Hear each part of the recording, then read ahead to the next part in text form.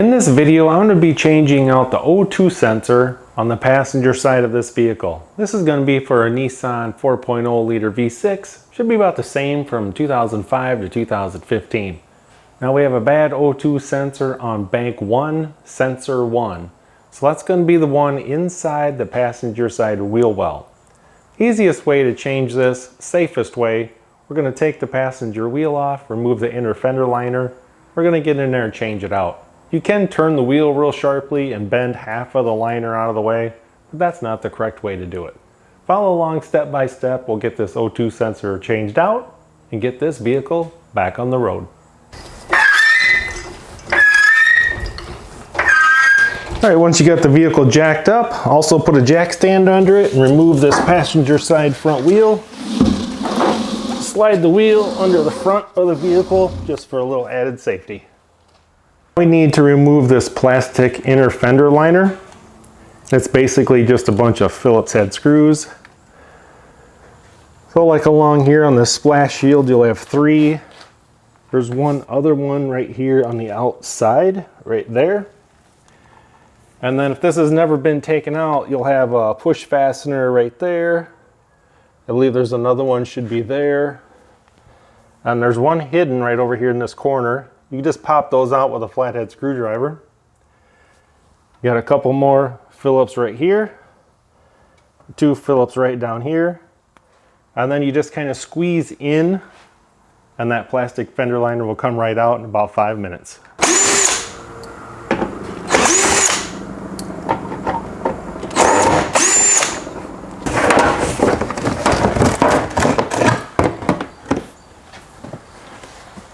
And now after only 10 minutes, you have really good access to that O2 sensor. If I zoom in, you'll be able to see it right there. And you'll see that kind of grayish wire coming up, connecting right there. So we're gonna go ahead and unplug the harness and then take out the sensor. The sensor unplugged, what you gotta do is, you see that little tab there in the center on the far left side? You just need to push that down, and then once you're pushing that down, just give a little tug on the wire harness and that will come right out. And then it's also going to be clipped in right there.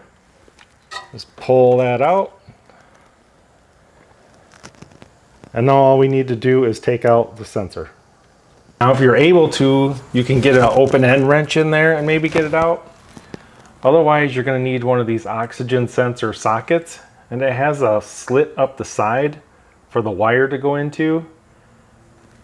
I'll put a link to the description below on how to get all this stuff off Amazon as well. But one of these is maybe like $7, and it comes in pretty handy with all your O2 sensors. So basically, your wire can slip inside there. Socket goes on and then it comes out a lot easier this way. If you don't have one of these, you can maybe try an open end wrench or a crescent wrench, but we'll go ahead and take that out.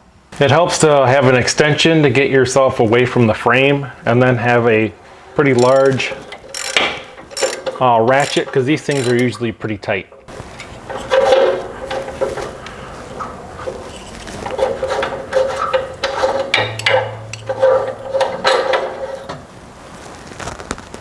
Just kind of a close-up view of why you want these O2 sensor sockets. This makes it a lot easier. And here's the part number for NTK O2 sensor. It's 25679. O2 sensor is going to have a plastic piece right there in the threads. We're going to remove that. And then you're going to want to put some anti-seize lubricant on the threads of the O2 sensor. It's going to make it seal up, and it's going to make it come out pretty easy if you ever need to remove it.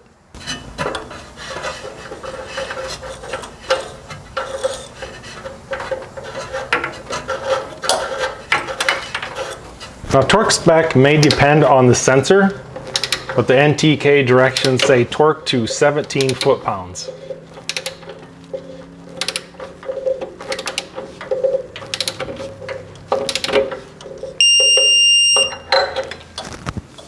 Now when you're going to plug these in, you'll notice there's 3 ribs on here.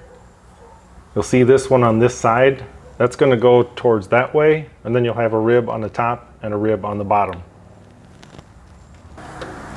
And there's the completed install. Wire is back in its harness.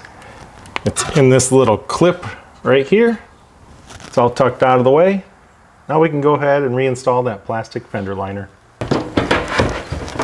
If you push it all the way to the back and then fold up right here in the center, then it kind of holds itself in place. And then we're just going to go ahead and push this out and put all the fasteners back in. Missing those push fasteners, you can get one of these kits off Amazon. It has all different sizes in here.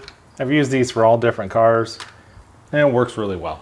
I have the plastic fender liner back in. I was missing 2 of those push fasteners, so I installed those as well. So now we can go ahead and reinstall the wheel.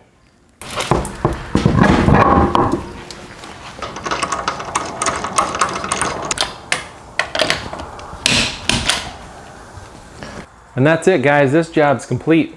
If you've never done this before, just plan on about 45 minutes. It's not that hard at all.